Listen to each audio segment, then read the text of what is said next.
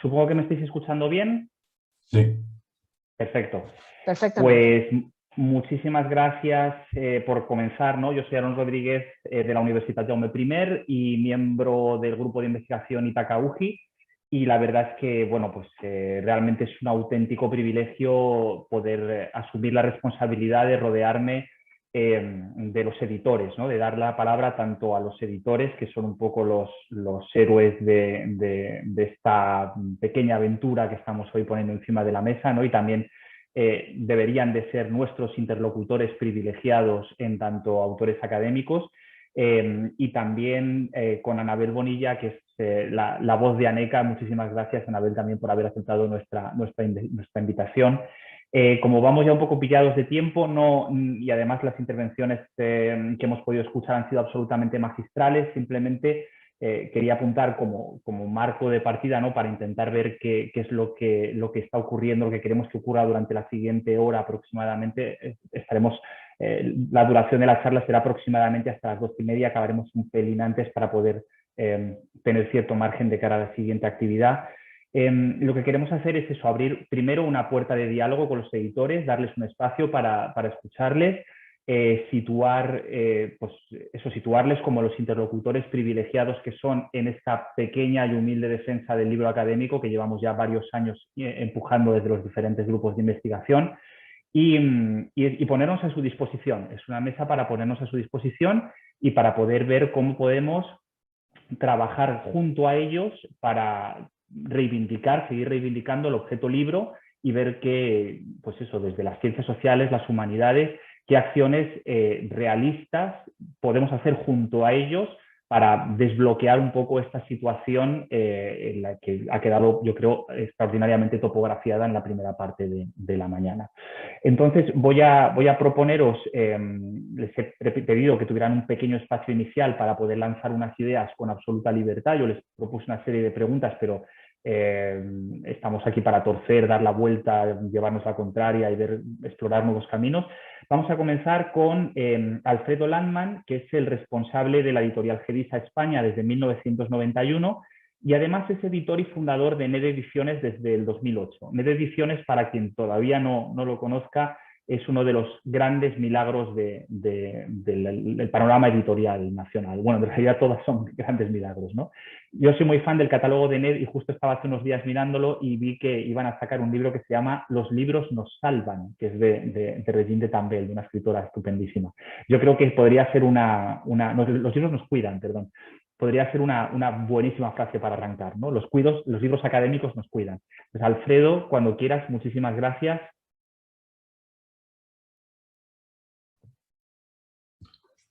Hola. Muchísimas gracias, Aarón.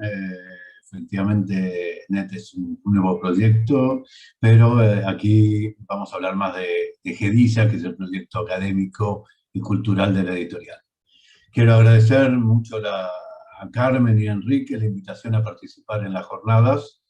Y para empezar, después de la conferencia que hemos escuchado de Emilio Delgado, tan brillante, tan ilustrativa, yo trataré de dar una mirada de la que tiene un editor, evidentemente, desde ese lugar. Hablar de la calidad del libro académico es preguntarse por las formas del saber y la construcción del conocimiento, y su difusión entre distintos canales, territorios y lenguas. Y por tanto, las respuestas no son puntuales ni únicas. Son más bien el resultado de múltiples acciones en diferentes campos. El libro académico es un producto específico en el universo de la producción y la circulación del saber científico. Quisiera dar unas ideas básicas desde un principio para enmarcar mi exposición. La premisa es que existe una labor diferencial de nuestras editoriales académicas y culturales respecto a las editoriales universitarias. Y otro punto es el que ocupa la producción y la edición académica española y del mundo latino en toda su extensión. Con una editorial como Gedisa, con sede en Barcelona, casas en Argentina y en México, con distribución en países de habla hispana, con autores de España y América Latina, como también del resto del mundo, nos resulta evidente la dificultad para atravesar las barreras del ámbito anglosajón, desde el reconocimiento de marca a la venta de derechos, a la presencia en bibliotecas y universidades extranjeras. Por tanto, parto de la base que todos los actores aquí reunidos tenemos un rol a cumplir para consolidar y elevar la calidad del libro académico, en la dificultad de mantener o desarrollar un espacio de saber científico común, sobre todo en los países de cultura latina.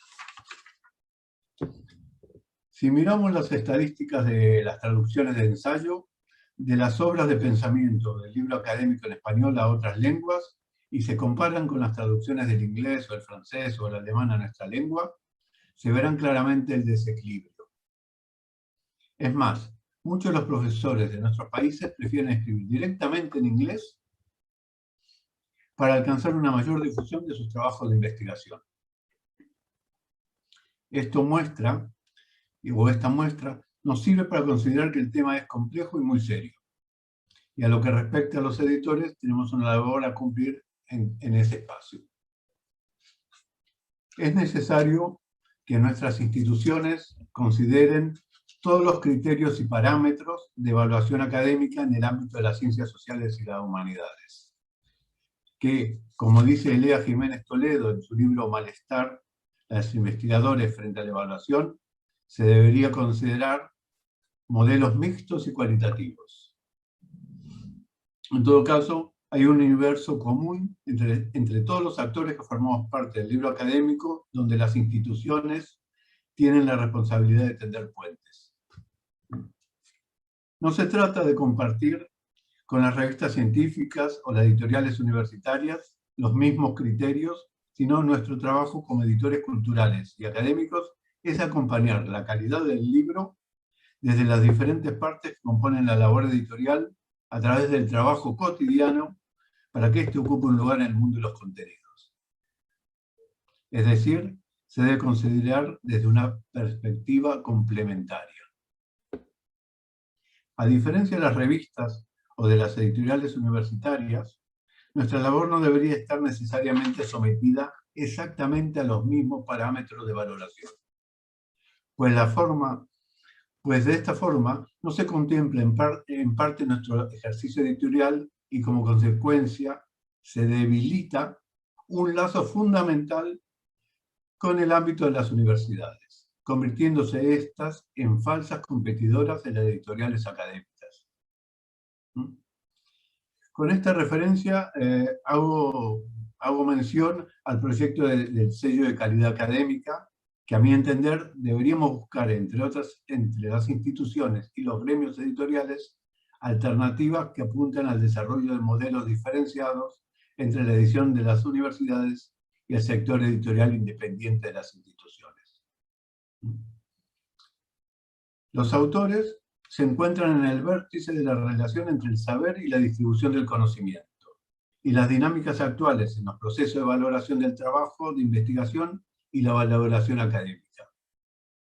Los autores, nuestros profesores universitarios, del ámbito de las humanidades y las ciencias sociales, están sometidos a la atención de los rankings, cuya exigencia hace que muchas de las veces el ensayo académico quede postergado frente a los papers. Desde hace años hay una tendencia a la fragmentación y aceleración de los procesos asociados a los contenidos que va en claro detrimento del concepto libro. Los sistemas de evaluación y citación premian a las publicaciones anglosajonas frente a los textos en nuestras lenguas, o premia la obra de compilación frente a una monografía. La investigación de fondo se confronta a los procesos acelerados de publicación debido a las necesidades de la misma evaluación universitaria, y así se van sumando puntos que tienden a limitar el ensayo académico como modelo de conocimiento y transmisión. Finalmente, los criterios de evaluación académicos no parecen diferenciarse de los procesos globales de la modernidad: aceleración, fragmentación y control. Editoriales independientes como GEDISA y tantas otras del universo cultural y académico, aquí presentes también, por supuesto, desarrollamos acciones continuadas en el tiempo y apostamos por los long sellers. En nuestro caso, llevamos publicando 44 años y reeditamos de manera permanente los títulos del fondo editorial. Nos diferenciamos del timing institucional de las universidades en relación a sus publicaciones, como así también de su dependencia a los presupuestos cambiantes de los ministros del ramo. Las coyunturas que determinan ambos modelos son inherentemente diferentes. Es decir, el reconocimiento de las diferencias puede dar lugar a la colaboración. El prestigio de las editoriales independientes viene dado por un trabajo de difusión dentro y fuera de la academia. Buscamos llegar al público que necesita formación continua y por tanto una promoción constante de los libros. Fomentamos activamente la venta de derechos de autor y garantizamos el permanente cuidado de los libros y de las colecciones, tanto a nivel de los contenidos como de la calidad material a través de los evaluadores, directores de colección, comités editoriales y la supervisión de las ediciones a través del uso de un libro de estilo propio y la participación de editores profesionales que sean encargados. En suma, creo que el ecosistema del libro, las editoriales académicas y culturales ocupan un lugar diferencial o diferente en este mundo.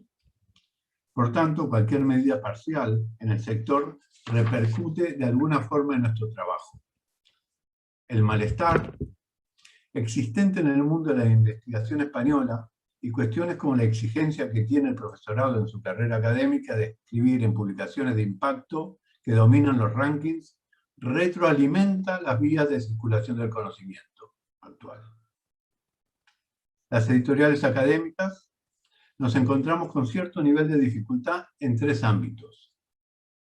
El conocimiento en profundidad de las políticas de valoración académica ministerial es uno.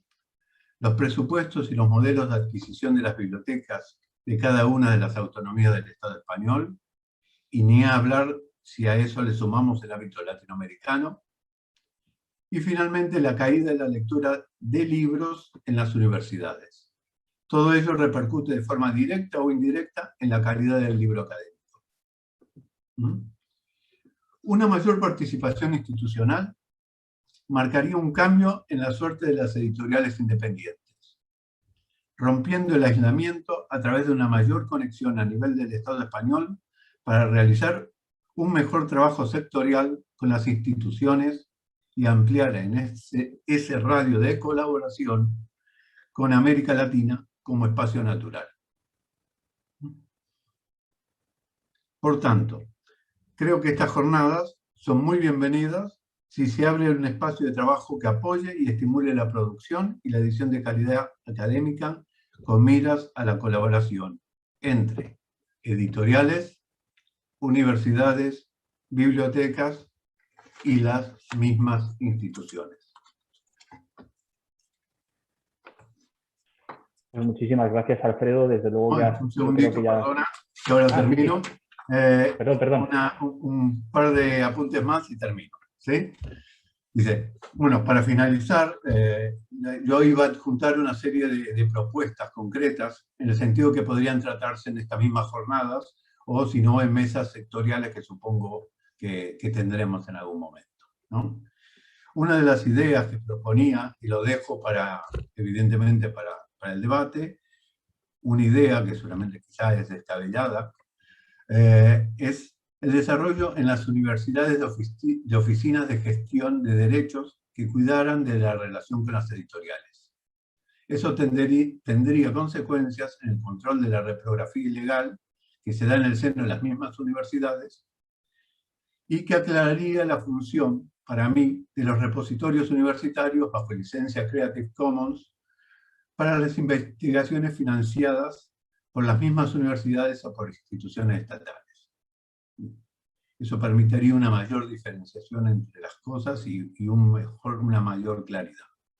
Y por otro lado, evidentemente, yo creo que para un funcionamiento de editoriales académicas y culturales es importante cambiar ciertas metodologías en los procesos de las compras bibliotecarias, siendo estas menos clientelares y están más tendientes a pensar en la modalidad de atención al editor y al lector, un punto. Y por otro lado, muy importante que considero es el tema de la internacionalización, que ya mismo en la conversación se había marcado, ya habíamos hablado, Emilio lo había comentado, que es el tema que la necesidad de cierto apoyo para la internacionalización en relación a traducciones, a la venta de derechos, a la edición de catálogos o la existencia de portales. Y quizá otro punto que evidentemente está en otras agendas es tratar de potenciar el desarrollo de un ranking de publicaciones del área latina, ¿no? Que eso permita generar un elemento más fuerte desde el punto de vista de las editoriales de todo el ámbito de Europa del Sur, ¿sí? Podría ser Francia, Italia, a Latinoamérica, en contraposición a las tendencias dominantes anglosajonas. Creo que con esto ya termino mi exposición. Agradezco muchísimo la escucha y muchas gracias. Pues muchísimas gracias, Alfredo. Yo creo que, como apuntaba antes, ya hayas rubricado, nos has empezado a dar cartas para jugar. Voy a darle la palabra ahora a Raúl García Bravo, con el que además he tenido la suerte de colaborar en otras ocasiones, que es licenciado en Filología Hispánica por la Universidad Complutense de Madrid. Pasó por la editorial Orígenes en los años 90 y empezó a trabajar en Ediciones Cátedra desde el año 2002, donde es el editor responsable de diferentes colecciones de arte, historia, feminismo, comunicación y cine. Así que muchísimas gracias también, Raúl, por aceptar nuestra invitación y te escuchamos. Muchas gracias, Aarón, a ti por la presentación, y a Carmen y a las personas que habéis organizado este acto, porque realmente me parece importantísimo que se hablen de estas cosas, ¿no? Después de oír a Emilio Delgado con esta exposición tan abrumadora, ¿no?, sobre los problemas y las publicaciones en las ediciones académicas, siempre me ha quedado una pequeña cuestión, ¿no?, que parece que estamos, o que se ha hablado muchísimo de lo que él ha llamado la rentabilidad académica, ¿no? Entonces, claro, al final te queda esa pequeña espina, como si todo al final fuera para realmente publicar para obtener una rentabilidad académica exclusivamente.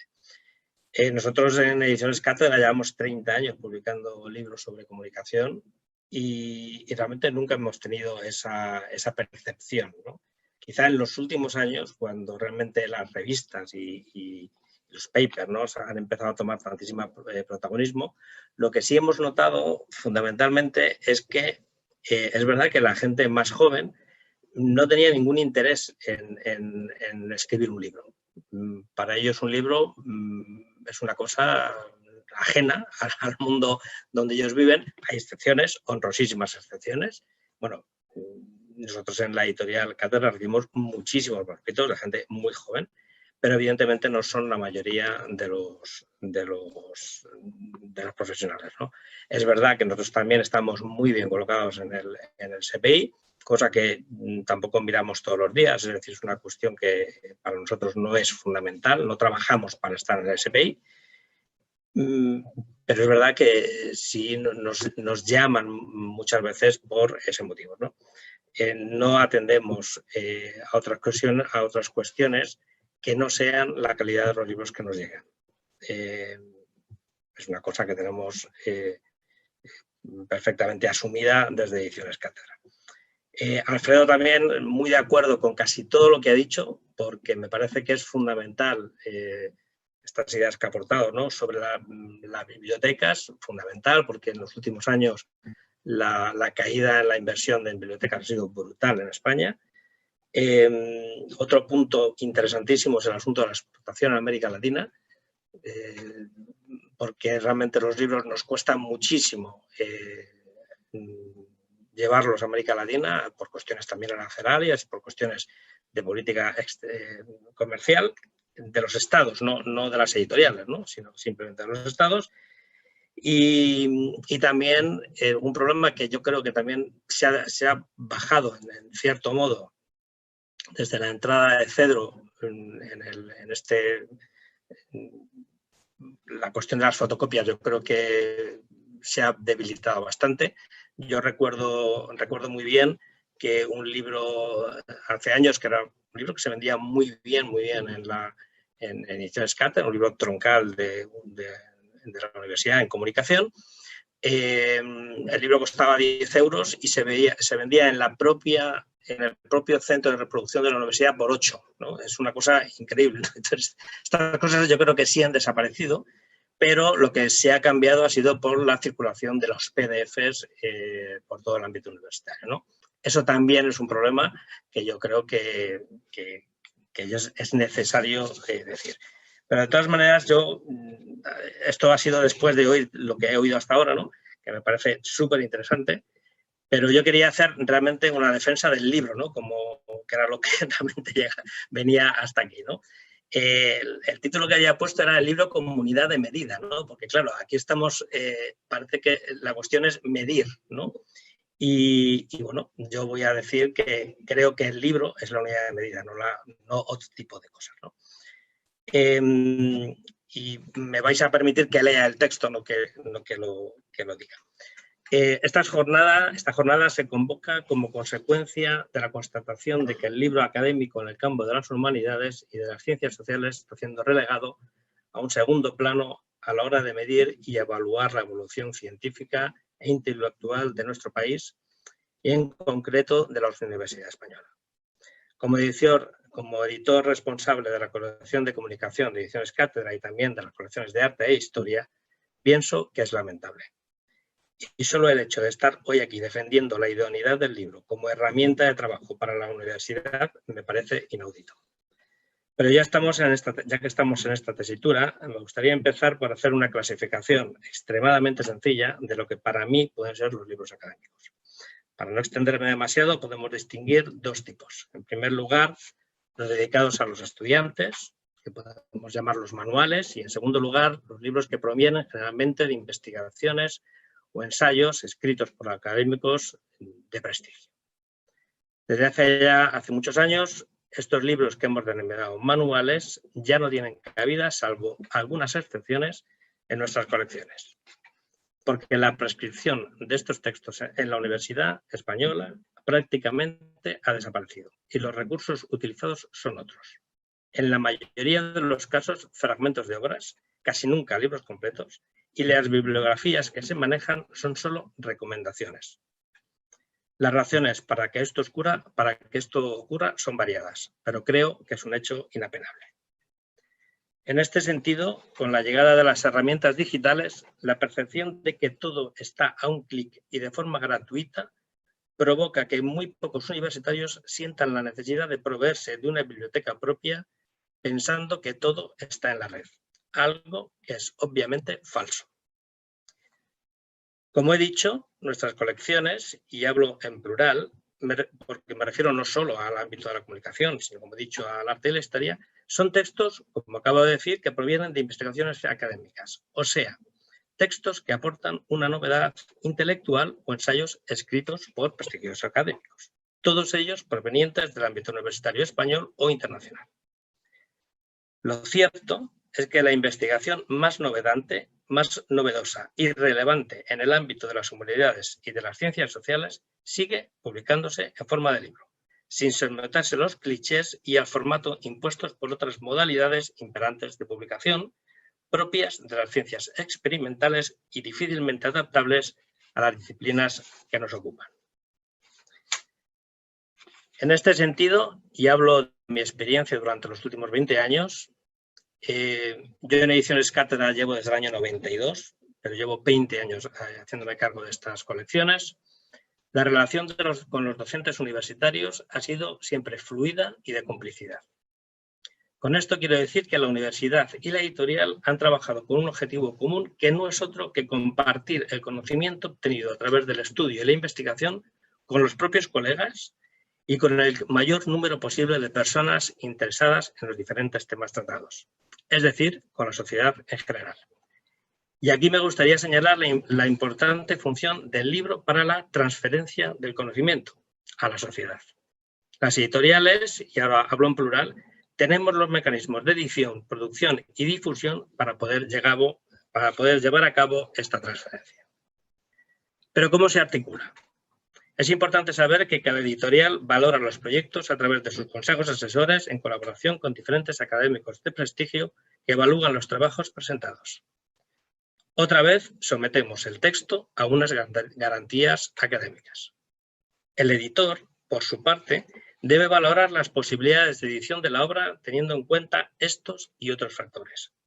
En nuestro caso, y es un factor relevante, aunque no necesariamente determinante, al tratarse de una empresa, deberá tener en cuenta la demanda comercial y el interés general.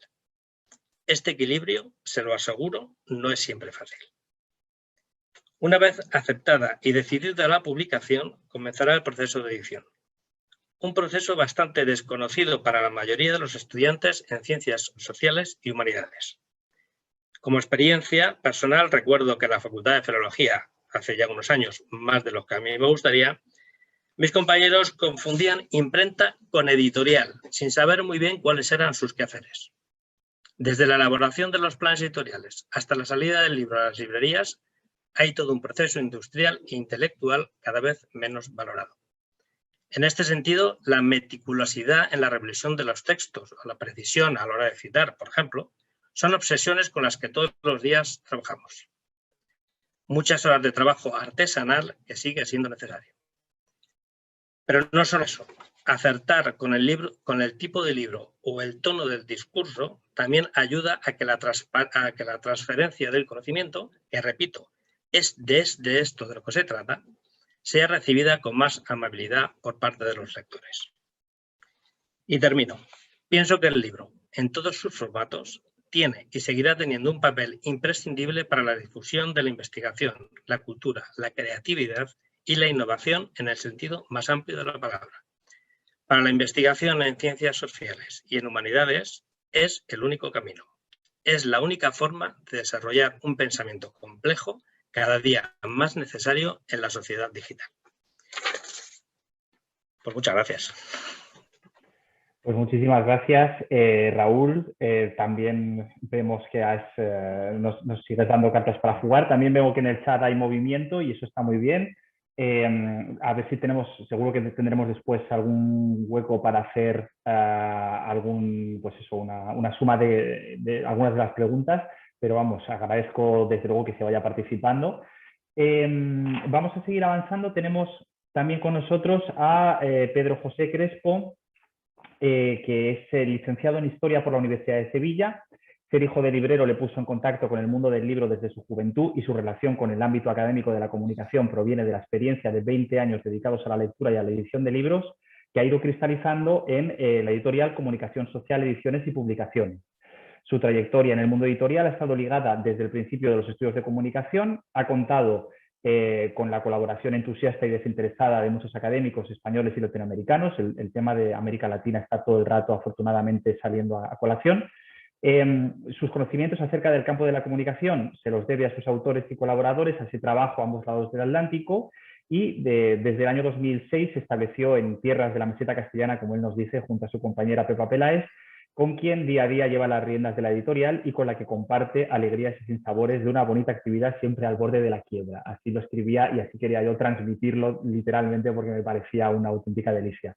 Muchísimas gracias, Pedro, también por acompañarnos y por darnos voz desde Comunicación Social.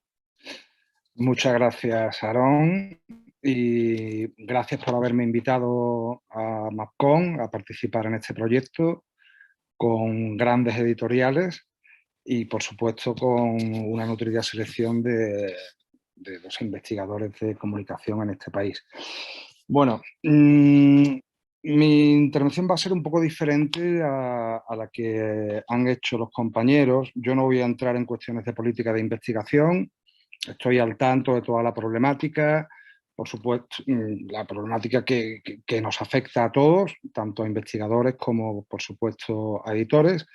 La exposición que ha hecho el profesor Emilio Delgado me ha parecido brutal, muy acertada, realmente llamar a las cosas por su nombre, porque es cierto que todos esos problemas que él ha mencionado están ahí y nos afectan a todos de una manera u otra, ¿no? A ver, yo quisiera, verdaderamente se me pongo un poco nervioso, porque no estoy muy acostumbrado tampoco a hablar así con tantos ojos mirándome. Suelo trabajar por regla general aquí en mi despacho, en un pueblecito de Zamora, que José Luis Piñuel, que estoy viendo, conoce bien. Y el trabajo editorial se desarrolla de una manera como muy íntima, muy en contacto con los textos, con los autores, muchos correos electrónicos, discutir sobre la temática de un libro, preguntarse, bueno, cuestiones de la escritura también, cuando se habla también de la transferencia del conocimiento. Un problema que yo encuentro en las ciencias sociales en general y en la comunicación en particular son los discursos que se establecen, ¿no? Entonces, cuando hablamos de comunicar nuestras investigaciones a la sociedad, realmente ¿de qué sociedad estamos hablando? ¿Esa sociedad general que vive en un mundo totalmente mediatizado y que este tipo de cuestiones que ventilan los libros que planteáis los académicos quedan muy lejos, ¿no?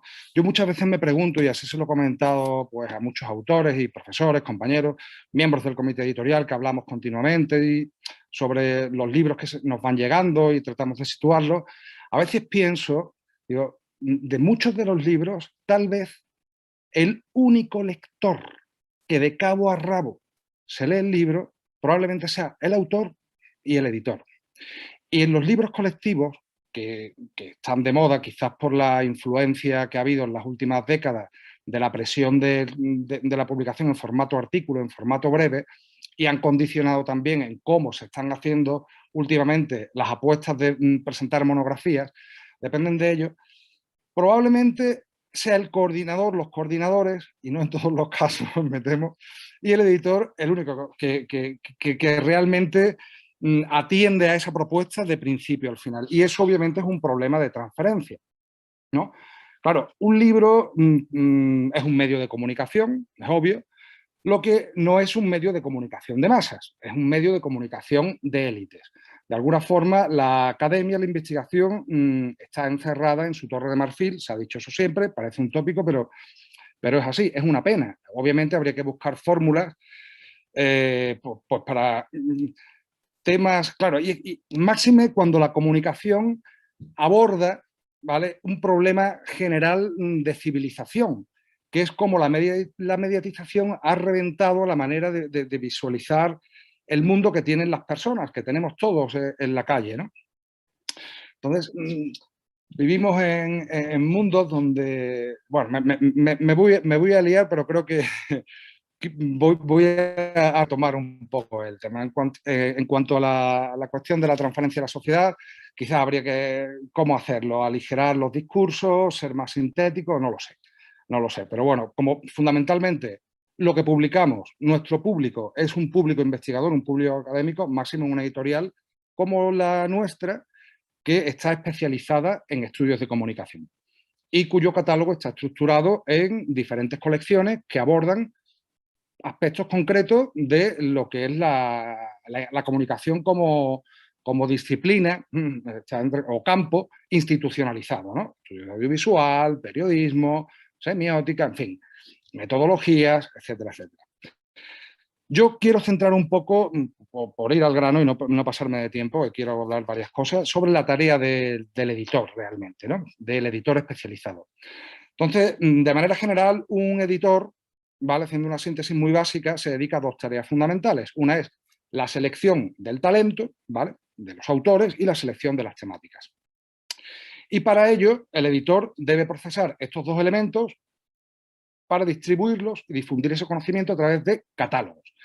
Y creo que el concepto catálogo es nuclear para entender lo que es una editorial de libros frente a lo mejor pues, las editoriales hemerográficas de revistas que publican en otros formatos, ¿no? Entonces el catálogo en un sentido amplio, entendiendo por ello la suma de todos los catálogos editoriales que tratan una temática, el catálogo editorial, en lato sensu, en sentido amplio, acaba conformando la base bibliográfica sobre la que al final se erige una disciplina o un campo académico, en cualquier área de las ciencias sociales. Nos olvidamos de las ciencias naturales, experimentales, técnicas, ¿vale?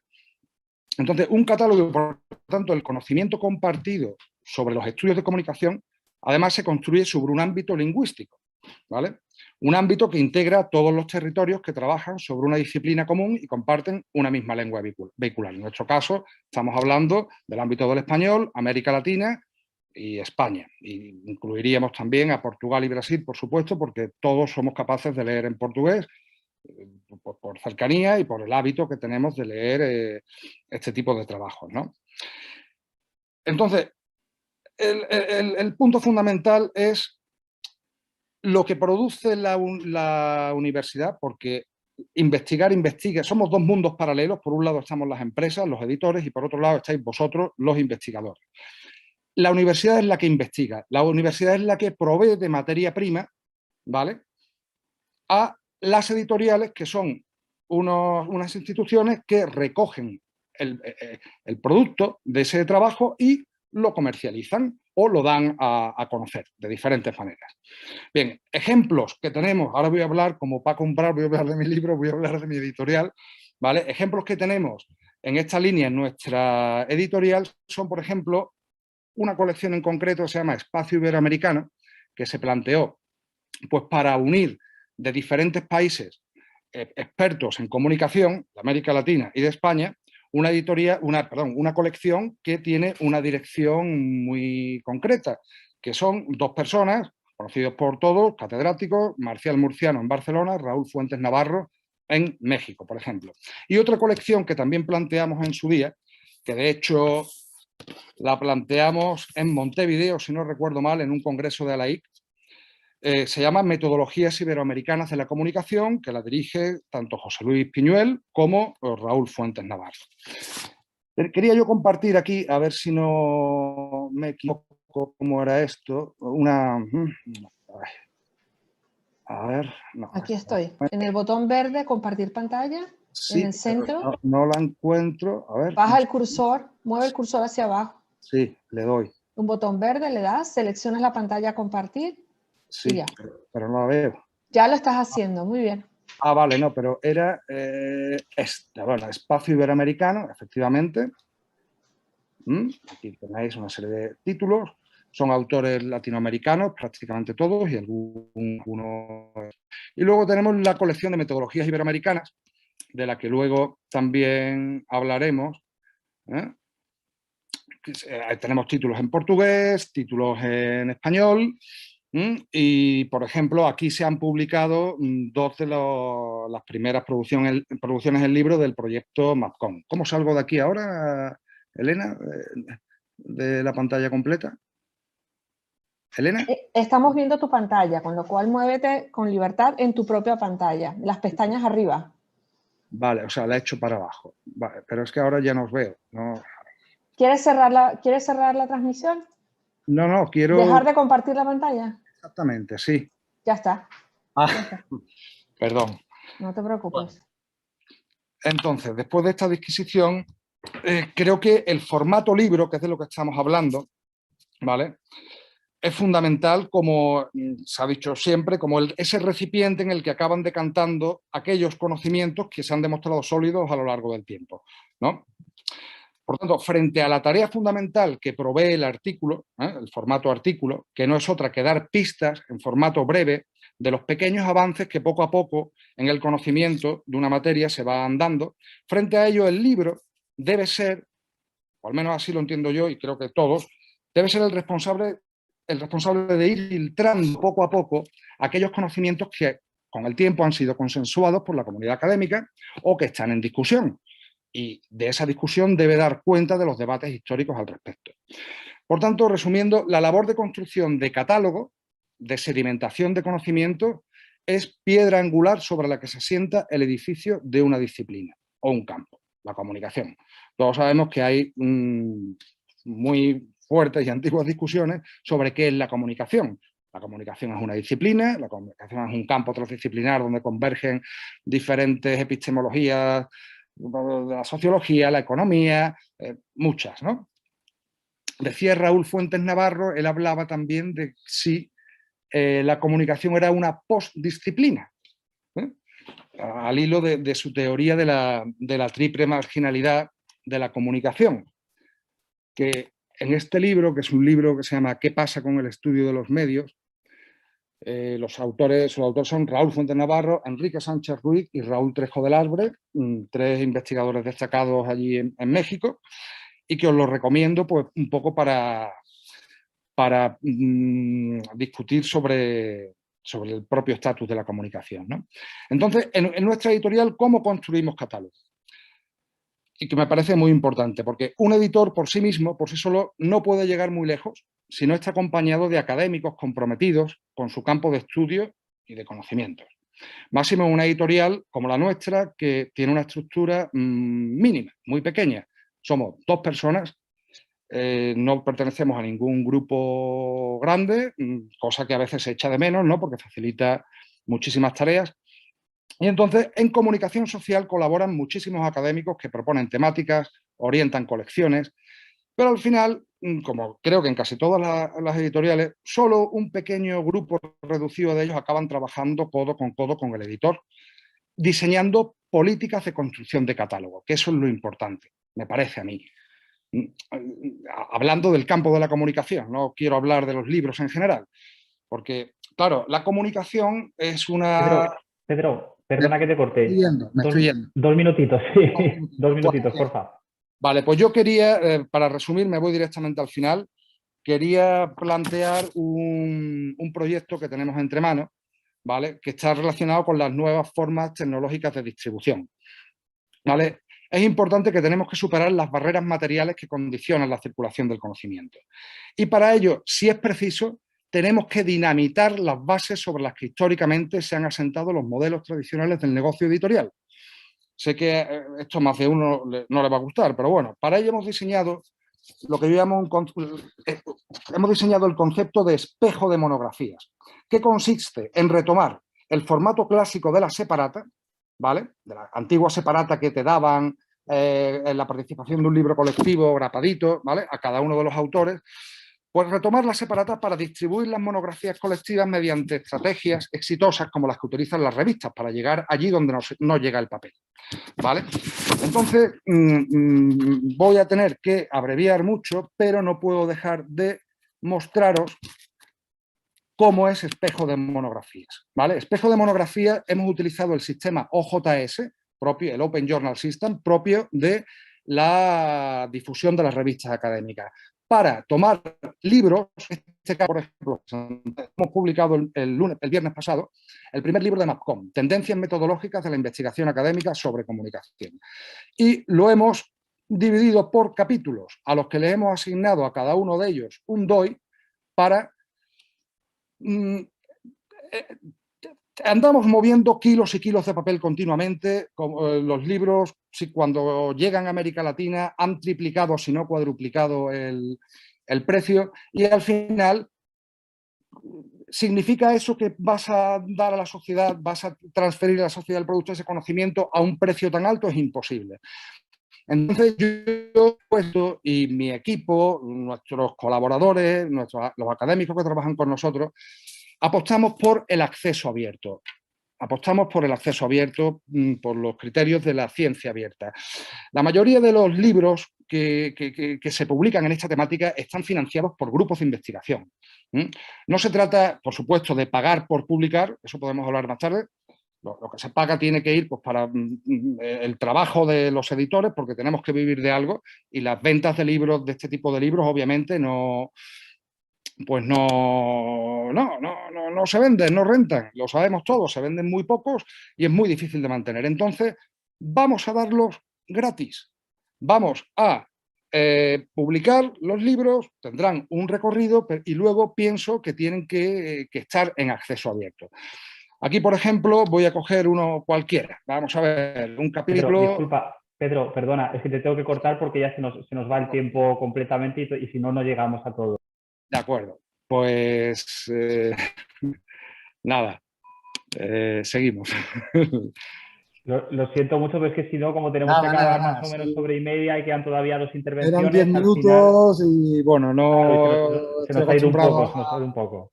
a controlar los tiempos. Gracias por la atención de todas formas. Nada. Bueno, vamos a darle la palabra al profesor Jordi Bayó, que es profesor de Comunicación Audiovisual en la Universitat Pompeu Fabra y actualmente decano de la Facultad de Comunicación y miembro del Comité Científico de Aldea Global. Así que cuando quieras, Jordi, muchas gracias. El micrófono creo que lo tienes desactivado.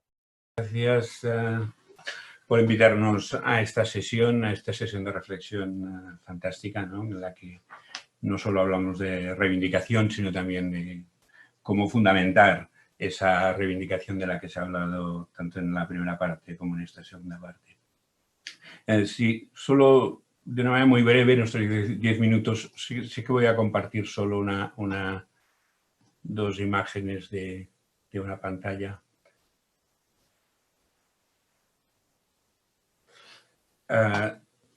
Porque efectivamente el caso de Aldea Global, de esa editorial, diríamos que, no sé si... Es un poco particular desde el punto de vista de lo que antes hablábamos de las... ¿Se ve? Sí, perdón. De lo que antes hablábamos de las prácticas homologables, ¿no? En la intervención iluminadora de Emilio Delgado. En este caso es una editorial universitaria, pero tiene una particularidad, que son 4 universidades que nos hemos reunido, la Autónoma de Barcelona, Jaume I de Castelló, Pompeu Fabra y Universidad de Valencia, para hacer una colección basada en temas globales de comunicación. Publicamos 2 o 3 títulos al año, con este enfoque multidisciplinar, ¿no? Esa idea de ser 4 universidades, claro, le da un aspecto, un debate previo de pluralidad realmente interesante que creo que margina o, diríamos, pone como mínimo en cuestión y no evita un poco el peligro de lo que también Emilio Delgado planteaba antes de la excesiva tendenciosidad de los libros que se pueden publicar, ¿no? Realmente ahí hay un filtro previo, que hay delegados de estas 4 universidades que se reúnen y que por lo tanto forman un equipo que es a la vez un equipo, diríamos, científico y también un equipo editorial. Me parece antes los editores planteabais esa cuestión de que la gente a veces se piensa que no es lo mismo una editorial que una impresora, ¿no? O que confunde una editorial con una impresora, ¿no? Aquí hay dirección científica en el sentido de que hay un representante académico en cada una de estas universidades, pero también hay representantes de técnicos editoriales que participan y que hay uno también de cada una de estas universidades. Y por lo tanto ahí funciona una especie de doble selección. Por una parte, y lo digo desde el punto de vista de las prácticas homologables, ¿no? Por una parte el acuerdo entre los diferentes, entre ese debate, ese consejo editorial en donde estamos la parte científica y la parte también de los técnicos editoriales, y después cada libro también se somete a una revisión paritaria externa y por lo tanto eso creo que plantea una cuestión mixta interesante. Eso me parece que también, y eso se ha demostrado hoy, que las mejores editoriales que publican libros que podríamos decir académicos, de los que estáis hoy representados aquí, no os es nada extraño esa idea de la revisión paritaria. Es decir, no es que eso la revisión externa se lo haya inventado realmente únicamente el mundo académico o solo lo utilice el mundo académico, ¿no? Todos los que hemos editado libros en editoriales, pues sabemos perfectamente que recibimos crónicas, informes que nos pueden ser útiles en este sentido, ¿no? Por lo tanto, por lo tanto, hay un proceso de edición, de distribución, de difusión diríamos, de reseñas, y quizá por la solidez y diríamos, la continuidad, tuvimos esa gran alegría del certificado de calidad del que se ha hablado ya, que efectivamente ha sido un paso decisivo en la constitución del reconocimiento del libro académico, ¿no? Voy a dejar de... Entonces, estoy ahí, ¿no? Ya. Esa cuestión... Sí, profe, está bien. Te estamos viendo ya. Sí, sí. Bien. Esa cuestión, de manera muy breve, para nosotros plantea algunas reflexiones, se han dicho muchas ya, sobre el valor del libro y por qué es significativa esa reivindicación del libro académico, ¿no? Quizás se han dicho muchas cosas, solo añadir algunas. Evidentemente, una es la aspiración a durar, ¿no? Esa durabilidad del libro es consustancial desde el primer momento, es decir, en el mundo de las humanidades, en el mundo de la comunicación, lo último no es necesariamente lo más innovador, y esa diferencia entre origen y novedad es algo que me parece que todos tenemos muy claro, ¿no? Y por lo tanto, esa idea de aspirar a durar y aspirar a influir, creo que es una característica que el libro atesora desde toda su historia, y por lo tanto esto es algo realmente reseñable, ¿no? Antes se ha citado ese artículo sobre el impacto que han escrito Javier Marzal, Aarón Rodríguez y María Soler, que evidentemente es un libro que reconforta, ¿no? Porque demuestra eso que pasa en la realidad, ¿no? Que en el fondo, por mucho que estemos estableciendo muchas veces una cierta confrontación de lo que debería ser esta cooperación cognitiva entre el libro y el artículo, evidentemente los libros aspiran a durar y por eso están ahí con una cierta consistencia, ¿no? Es decir, que las citas académicas aún se dirijan fundamentalmente a libros, eso es algo que nos da que pensar. La segunda cuestión, también se ha evocado el tema del pensamiento complejo. En ese mismo artículo se cita a Remedios Zafra, ¿no? El libro sobre el entusiasmo que publicó en Anagrama. Es evidente que este es uno de los grandes libros académicos, si le podemos llamar así, ¿no? Es un libro académico editado en editorial, evidentemente nos ha hecho pensar a todos muchísimo, y esta idea de que el libro es un instrumento para la invención, el descubrimiento, la experiencia, la transgresión, y que por lo tanto ese es un valor fundamental.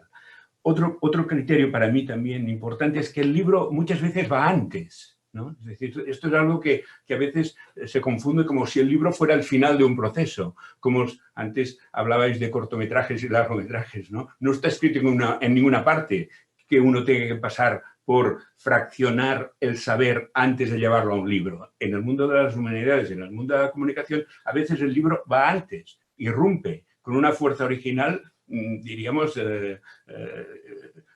consistente, influye en la sociedad, tiene un impacto, y por lo tanto no hay que perderlo. Y a veces se habla del libro casi como si fuera el final de la etapa de un proceso de investigación. Y el libro a veces va antes. Y creo que esa es una cuestión que también hay que añadir.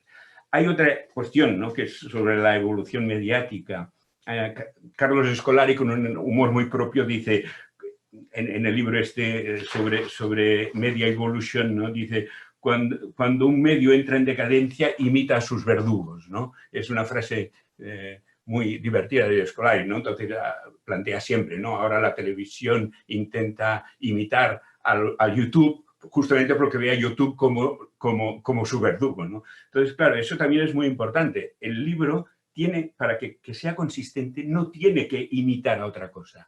Y el peligro, por ejemplo, que el libro acabara siendo una compilación de artículos, sería una manera de matar el libro. Por lo tanto, hay que mantener la identidad del libro y no, evidentemente, está sometido, solo faltaría, a ese especie de darwinismo mediático en el que estamos todos sometidos. Y antes Pedro, aunque se ha quedado a la mitad, ¿no?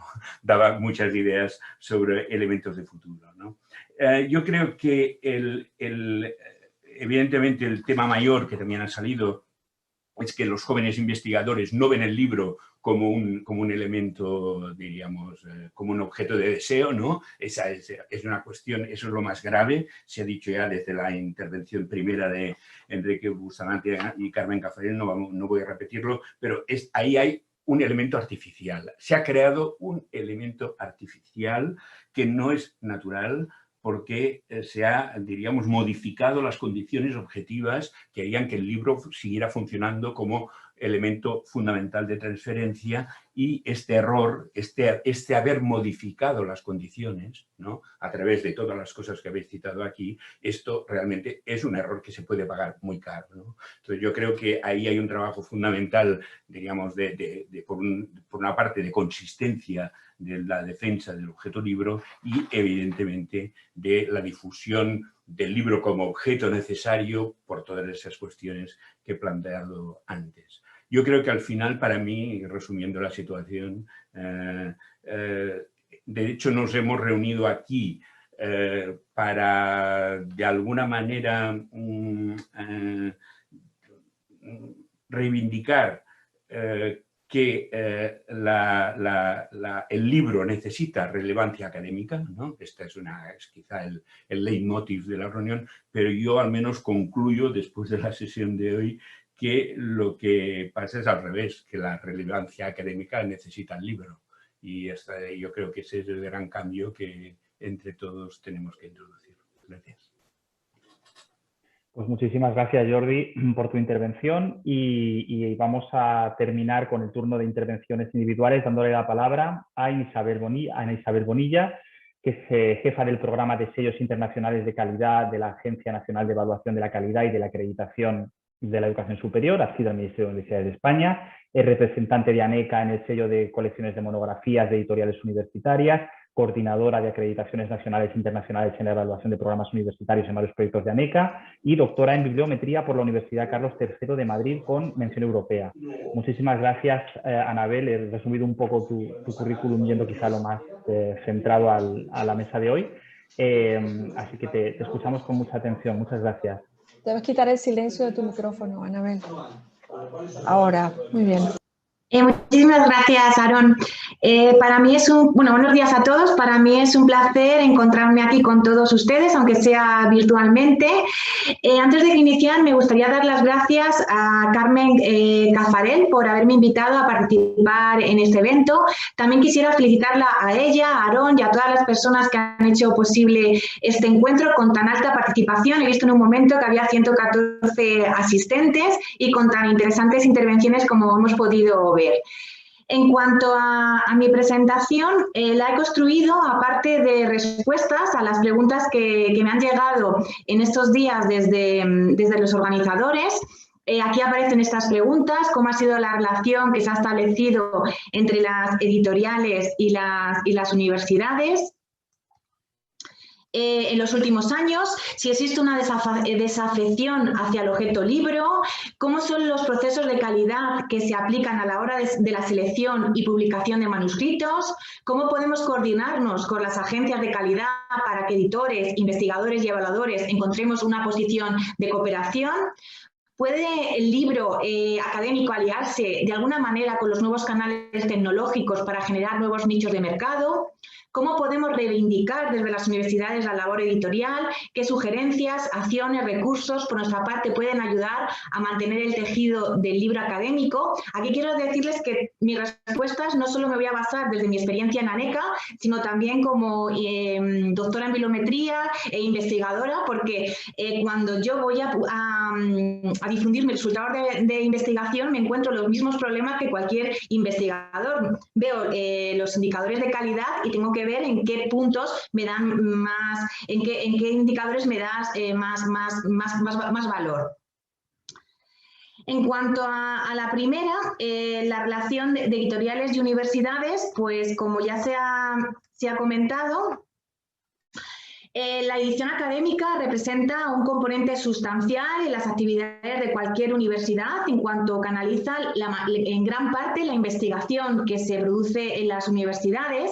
Pero como ya se ha comentado, si nos centramos en monografías, Este tipo de documental es escasamente considerado en los procesos de acreditación de profesorado porque hay muy pocos indicadores de evaluación aplicados a este tipo de documental reconocidos, reconocidos mundialmente, y esto hace a que los docentes investigadores, cuando llega el momento de difundir sus resultados de investigación, al ver que en estos procesos de acreditación se le da más peso a las revistas, si publican en revistas que en libros, hace que les mueva a elegir, aunque ellos quisieran publicar en libros, que les mueva a elegir como medio de difusión lo que son las revistas.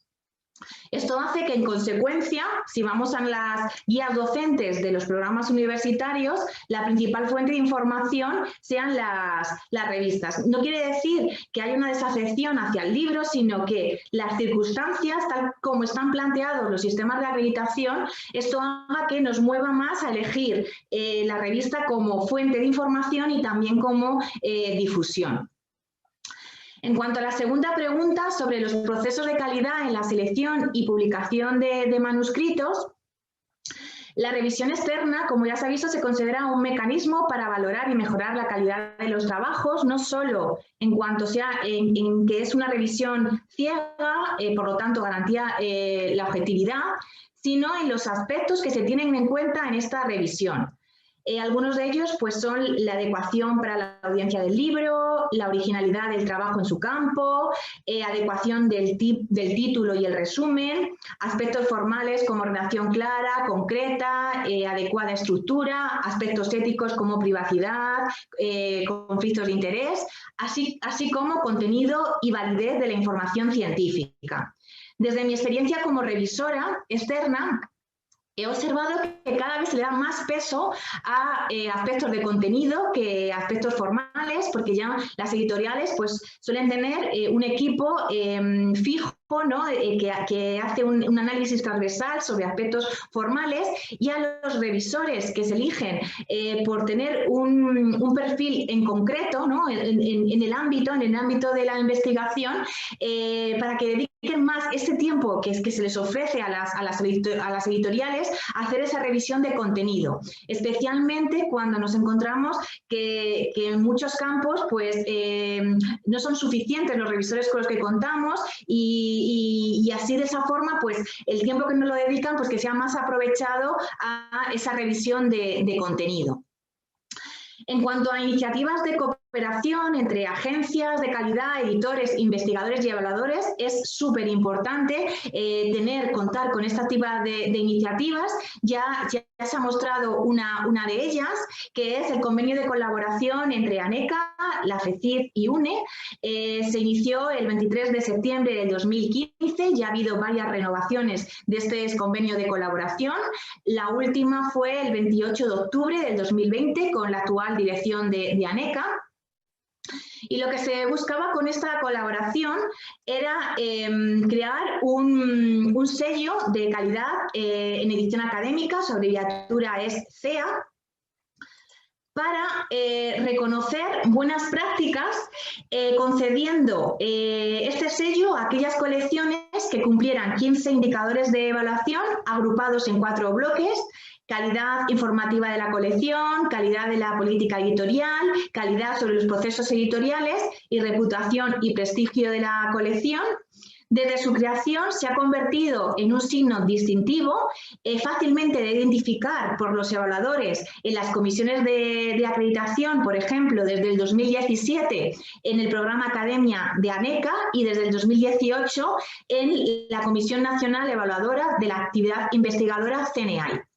Esta es una iniciativa, por supuesto que es importante conseguir muchas más que den ese valor que merece el libro y los procesos de acreditación. En cuanto a la cuarta pregunta sobre si la tecnología puede generar nuevos nichos de mercado, desde mi experiencia digo que sí, por ejemplo a través de las redes sociales.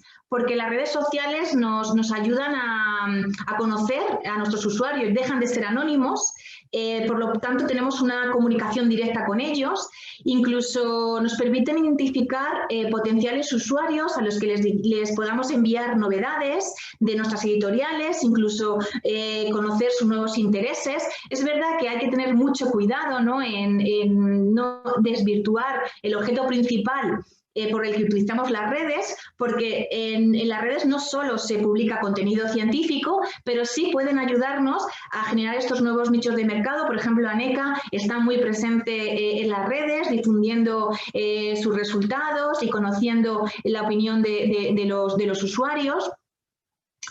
Y sobre sugerencias para mantener el tejido del libro académico, pues para mí la primera es, si tengo el sello, como por ejemplo Aldea Global, si tengo el sello hay que difundirlo, hay que contarlo, que lo tenemos, para que nuestros potenciales, primero nuestros autores lo puedan incluir en su currículum, que eso lo van a valorar en los procesos de acreditación, y también para poder captar a otros autores que muchas veces están buscando dónde publicar, y para ellos es muy importante que sea valorado, tenga un indicador, se tenga en cuenta los procesos de acreditación. Pues por eso hay que contar. Si yo tengo este sello, el sello CEA, el de ANECA, FECIT y UNE, tengo que difundirlo. Hasta el momento, desde su creación, 47 colecciones lo han conseguido, están distribuidas en 19 editoriales. Si no lo tengo, entonces les animo a que se acerquen a las bases de la convocatoria de CEA. Hay una anual,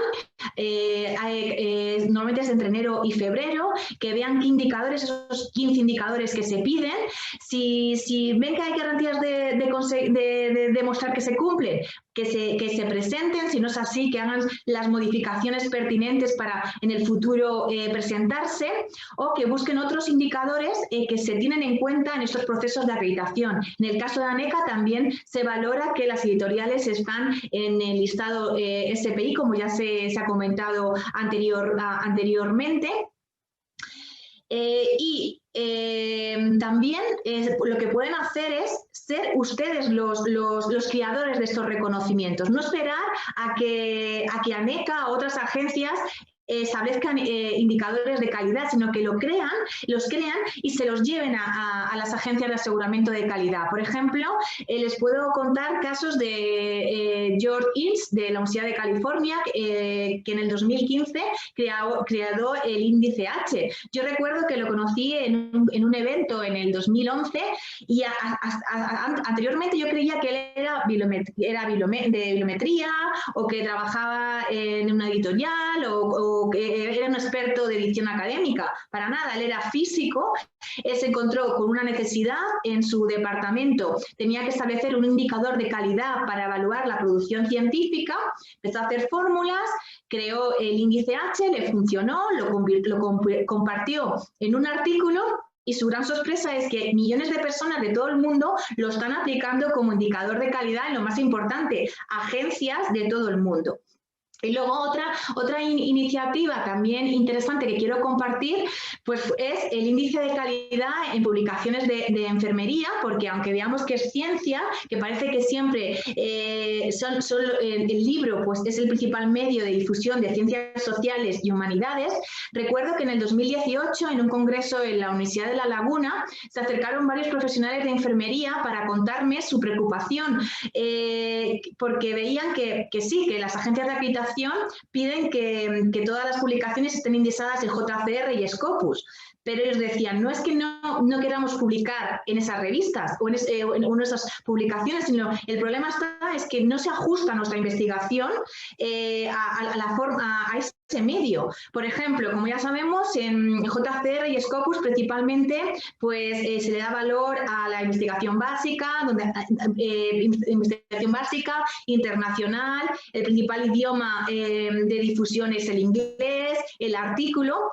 y me decían que ellos pues se encontraban que sus investigaciones eran más aplicadas, no tanto internacional, sino era para dar solución a un problema concreto nacional o local, que de ahí pues que publicaban principalmente en español, que también el medio de publicación para ellos era más adecuado la monografía, y claro, decían, si no publicamos en revistas que están indexadas, el JCR y Scopus, ¿cómo vamos a poder superar los procesos de acreditación? Entonces ahí le recomendé que fueran ellos los creadores de un índice de calidad, que se organizaran, que se unieran con entre editores, bibliotecarios, evaluadores, profesionales. Lo están haciendo en colaboración no solo universidades españolas, sino también portuguesas y latinoamericanas. Están viendo dónde publican que esté fuera de Scopus y JCR, y también qué fuentes de información utilizan para continuar en sus investigaciones, de tal forma que tengan un listado de todas esas publicaciones, y una vez que lo tengan puedan buscar indicadores de calidad que se ajusten a cada una a su investigación, y que luego puedan llevar a las agencias de aseguramiento de la calidad para que los puedan poner en funcionamiento. Por lo tanto, primero, si tengo los reconocimientos voy a difundirlos, si no los tengo voy a buscar qué es lo que se está valorando para poder conseguirlos, o si no, vamos a ser nosotros los creadores de esos otros reconocimientos. Ya para acabar, bueno, desearles mucha suerte, decirles que tienen las puertas abiertas en ANECA para poder enviarles propuestas, porque pensamos que es muy importante esta colaboración entre todos los agentes implicados para conseguir nuevos indicadores de calidad que puedan dar más valor al libro, que se lo merece mucho. Y aquí les dejo mis datos de contacto, pues si hubiera algunas preguntas que no se pudieran resolver, o si en el futuro quisieran contactar conmigo, pues aquí se los dejo, y muchísimas gracias por su atención. Pues muchísimas gracias, desde luego, Anabel, por habernos respondido escrupulosamente a las preguntas, que eran en realidad, ya digo, eran como una sugerencia, pero vamos, has abierto ahí como muchos cajones para toquetear, ¿no? Bueno, la verdad es que tenemos muchísimas preguntas y muy poco tiempo, pero voy a intentar sintetizar algunas, ¿no? Ha habido muchas, Pedro, que nos pedían que te dejáramos esos 3 minutos, que se han quedado con ganas de saber bien esto de las separatas, y ha habido un montón. Entonces yo creo que es Vox Populi, que la gente quiere saber esto de qué va. Así que si quieres retomar tu intervención ahí y finiquitar, por mi parte, perfecto. El micro, que lo tienes apagado.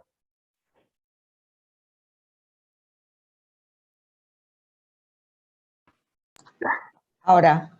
Gracias, sí, porque lo tenía preparado, me he ido por las ramas un poco y bueno, suele ocurrir eso. A ver, el tema de la separata es un clásico, es una fórmula muy antigua, tan antigua que incluso antes de la existencia de la imprenta había una figura que se llamaba el estacionario, que era una mezcla, digamos, entre librero y bibliotecario. Antiguamente, cuando la imprenta no existía, los libros había que copiarlos. Y entonces los estacionari cogían separatas de esos libros, se alquilaban, si no recuerdo mal, si meto las patas me corrigen en algo, pero básicamente funcionaba así, y se le daba a la persona interesada, lo copiaba y lo devolvía.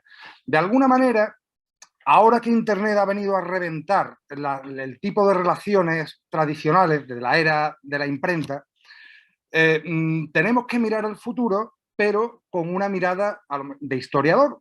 ¿Cómo se hacían las cosas antiguamente? Entonces, los libros colectivos, que como decía antes, es la forma más habitual, o al menos, no la única, pero muy habitual a la hora de dar a conocer investigaciones que son colectivas, que vienen de grupos de investigación, que son miradas corales sobre un descriptor común. Esa división en separatas, ¿vale? Para empezar, le permite al propio autor de cada uno de esos capítulos, de esa mirada particular sobre ese tema común, pues distribuir, hacer llegar a muchas personas ese trabajo, ¿vale? Por otra parte, incido en lo de antes. Estamos hablando de investigaciones que están pagadas por dinero público, con proyectos. Entonces, si los libros, por las razones que sean, no llegan en el número adecuado, si el precio...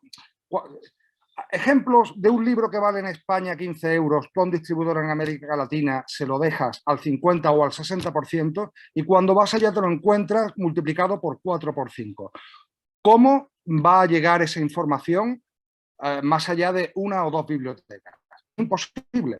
Entonces, creo que tenemos que buscar esas fórmulas para hacer llegar la investigación. Nos tenemos que olvidar del el negocio de la venta de ejemplares. Claro, si tú quieres llegar a 1 millón de personas, si vende 1 millón de ejemplares, pues ya ves, campanada, pero eso no existe, eso no es así. Pero lo importante es que esa información sí le llegue a ese 1 millón de personas, pongamos por caso. Y ese modelo lo han inventado o lo han consolidado las revistas una vez que nació Internet.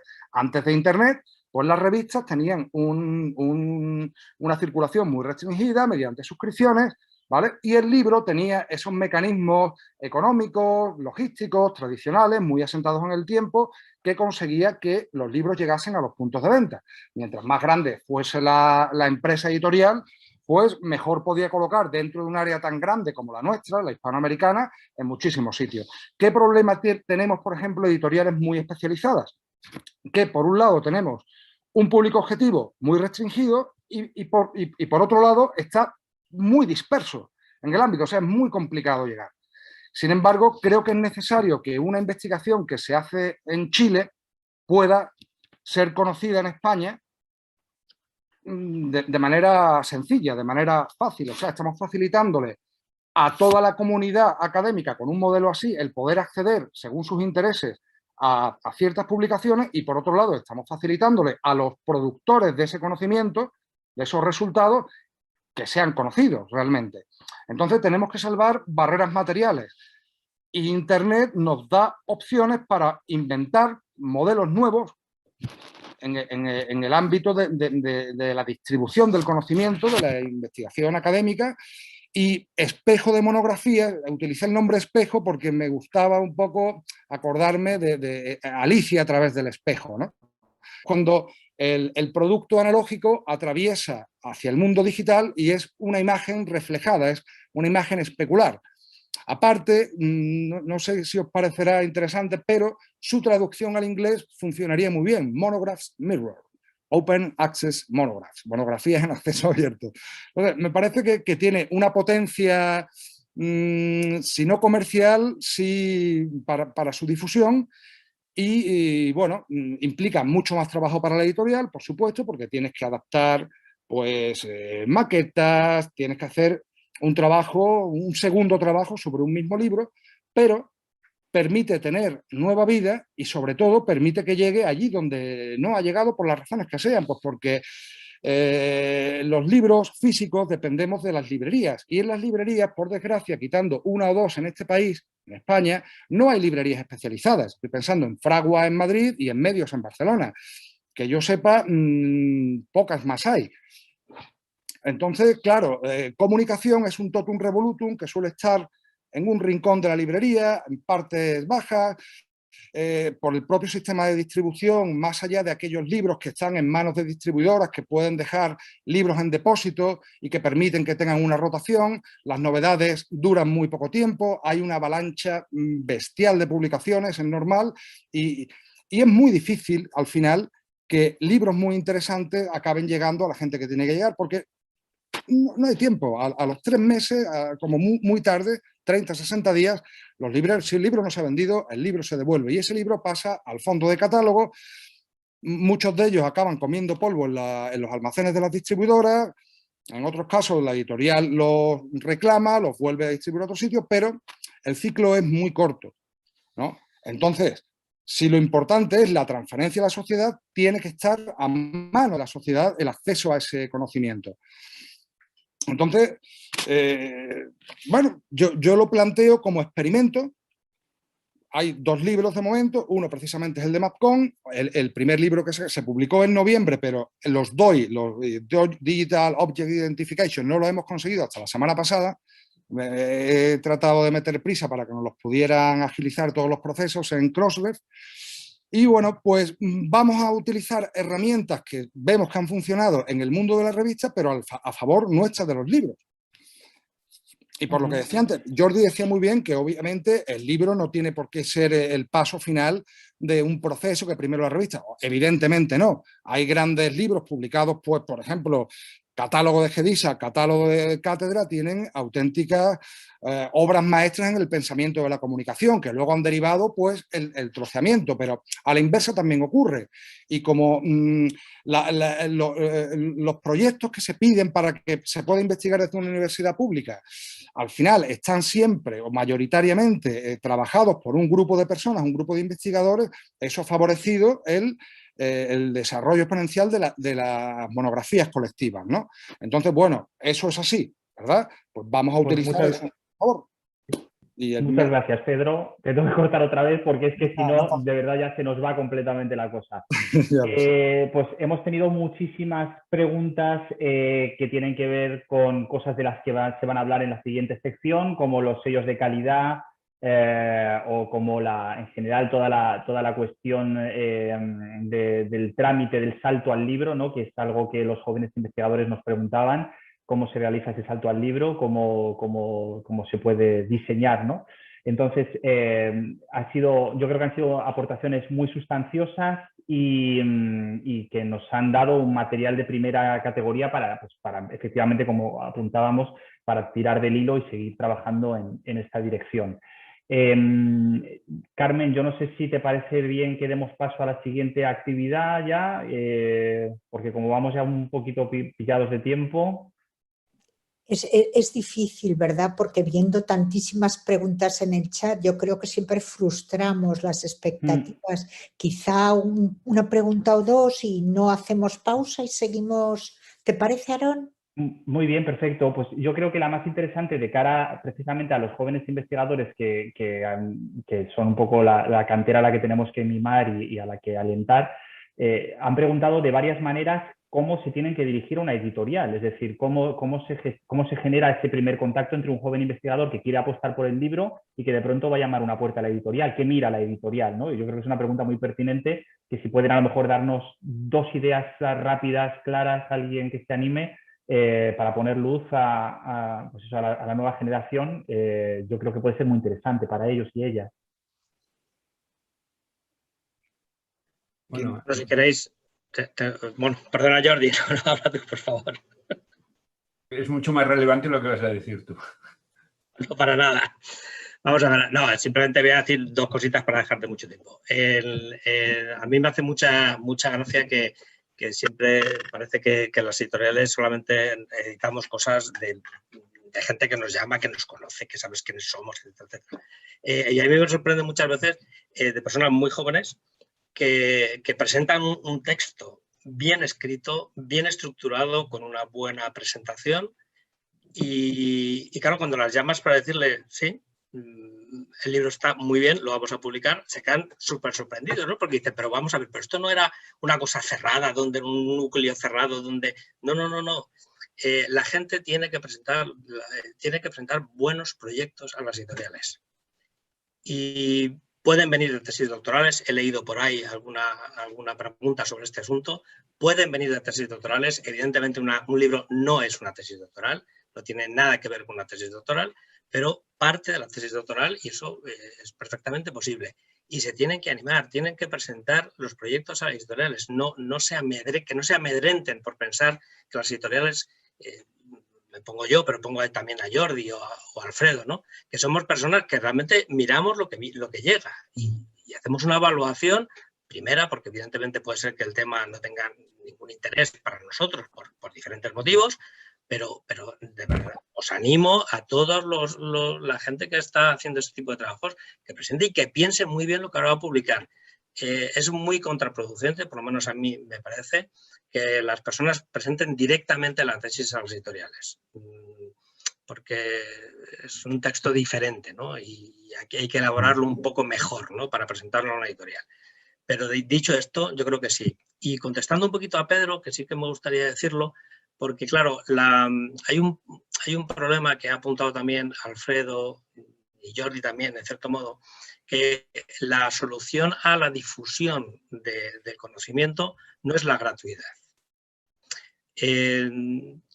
Bueno, Sí, es decir, cualquier investigador puede poner su tesis en abierto en cualquier sitio y eso no significa que vaya a tener una relevancia. No es exactamente eso lo que produce la relevancia de un texto. Esta discusión la tuve yo hace algunos años con una persona con la que colaboro ahora muchísimo y me decía, es que mi libro no está en las redes, en los sistemas digitales. Y yo le dije, no tengo ningún problema, ponlo. Coges tu libro y lo pones en las redes sociales y que lo pueden consultar 6.000 millones de personas.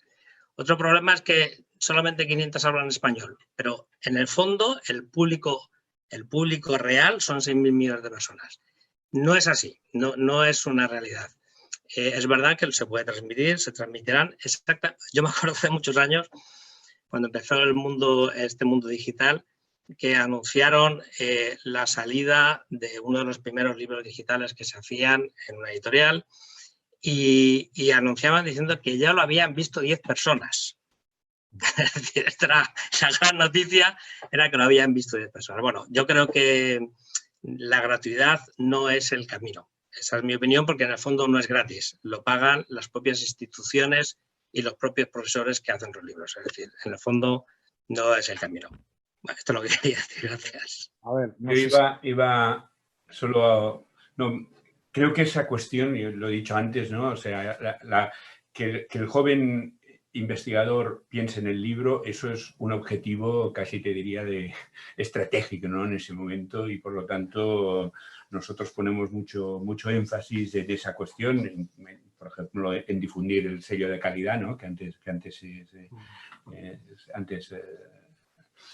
se evocaba, ¿no? Entonces a mí me parece que esa es una cuestión clara, porque hay que romper esa contradicción entre lo que la gente hace y lo que la gente dice. El otro día hubo una reunión de gente de doctorado de primer curso que presentaba su primera idea de tesis doctoral. Estaban todos los directores de tesis, cada doctorando presentaba su tesis en 10 minutos y solo hablaban los directores de tesis que no la dirigían. Y todo el rato se estuvo hablando de libros, es decir, todos los otros directores de tesis intercambiaban libros con el nuevo doctorando. Y por lo tanto, esa idea de que el libro sigue siendo, en el fondo, un elemento de intercambio, claro, de investigación, eso que es lo natural, tenemos que convertirlo también en algo regular, ¿no? Y por lo tanto, ahí hay un gran trabajo justamente para, diríamos, destruir ese elemento artificioso que se ha creado, que no responde a la realidad y que creo que cualquier editorial que se plantea en este momento publicar obras tiene que tenerlo en cuenta. En nuestro caso, pues nos llegan de las últimas 6 o 7, pues 3, 4 libros son de jóvenes investigadores y estamos muy felices porque pensamos que eso es otro signo de objetivo de calidad, es convencer a los jóvenes de publicar libros.